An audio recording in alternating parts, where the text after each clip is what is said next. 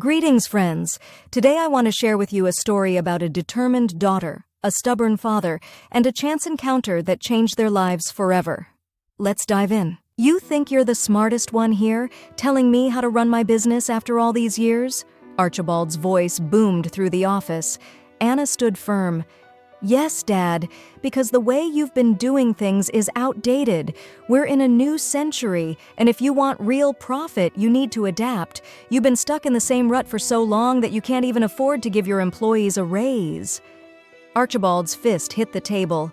Mind your own business, Anna. The workers don't deserve a raise. Look at all the defective products they're churning out. Anna, frustrated, retorted, "The only people willing to work for such low wages are those with no other choice. What responsible worker would take such a job?" Archibald roared, "I made a mistake letting you work at my factory." Anna sighed, "I can leave. It's not interesting to work somewhere with no prospects." "No prospects? My company has multi-million-dollar revenue." Archibald's pride was evident. "Revenue isn't profit, Dad. Are you short on cash?" Anna asked pointedly. "What does that have to do with anything?" Archibald squinted. "You need to expand, not stand still," Anna urged. "And you're one to talk about hard work. At least I started as a janitor." Archibald, offended, turned away.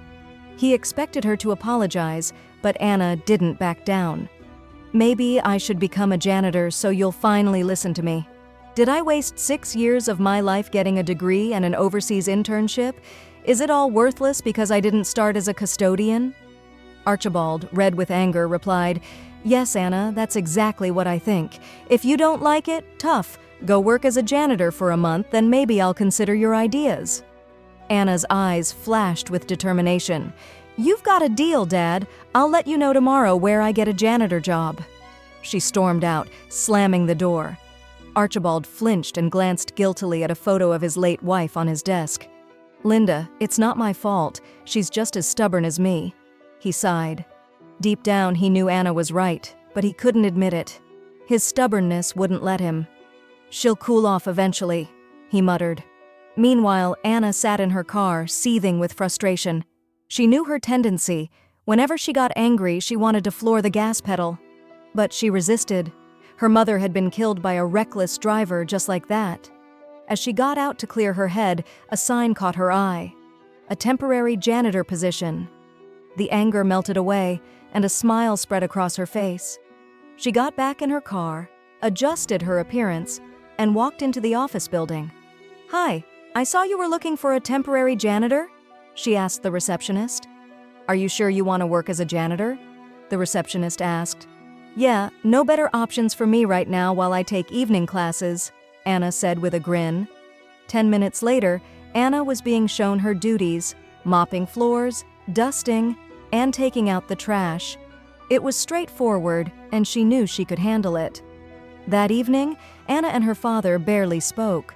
The next morning, as she was tying her shoes, Archibald asked, "Where are you going so early?" "To work, Daddy.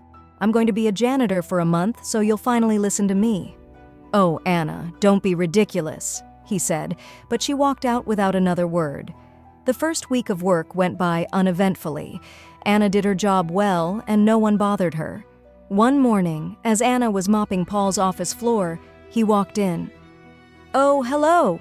Who are you?" he asked. "I'm the janitor," Anna said, exaggerating her accent. Paul laughed. "I can see that, but I don't recall seeing you around." "You were just too busy to notice me," Anna replied. Paul sat at his desk, going through papers. After a few minutes, he swore under his breath. "Who came up with this nonsense?" Anna glanced over. "If you don't use proper reporting, how can you track if everything is going smoothly?" Paul looked at her with amusement. "You know something about this stuff?" Anna shrugged.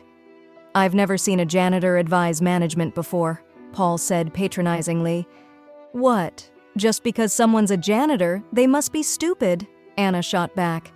"I'd think any intelligent person wouldn't choose that as a career," Paul replied. Anna, stubborn as ever, was determined to prove him wrong. "I can definitely tell you that you're mistaken about that," she said, gathering her supplies and heading for the door. Paul watched her go, intrigued. He hated ditzy girls who assumed everything should be handed to them for being pretty, but Anna was different. She had brains and sass, and it intrigued him. That day, Paul had a major negotiation ahead. He was planning to back out of a deal but couldn't figure out what was bothering him. Trusting his instincts, he called Anna into his office. "Hey, brilliant janitor, can you sit in on a negotiation with me today? I'm supposed to finalize a big contract and maybe you'll catch something I'm missing." Anna agreed and they sat down to meet with Paul's potential partners. The negotiation dragged on. On a whim, Paul slid the contract over to Anna. "Take a look at this for me." Anna read through it carefully, then smiled. "Why are transportation costs included in our fee structure?" Paul raised his eyebrows in surprise while the guests fidgeted. "That can't be right, it must be some mistake," one of them stammered. "Well, a mistake can happen once, but your entire contract seems built around that pricing. And another thing, your firm claims a long working relationship with Archibald Keel's company, but I know for a fact that's not true," Anna said confidently. Paul's eyes widened as the truth dawned on him. The potential partners were frauds. As soon as they left, he rushed out to find Anna, realizing how much he wanted to get to know her better. He found her just as she was getting into a luxury car. Well, Miss Upper-Class Janitor, care to grab a coffee and chat?" Months later, Archibald looked at his daughter in her wedding gown and sighed. "When did you grow up into such a beautiful young woman, sweetheart?" Anna laughed and hugged him. "What do you mean, Dad? I'm practically an old maid already at 25. He brushed a tear from his eye. "I'm proud of you, Anna. You were right about everything.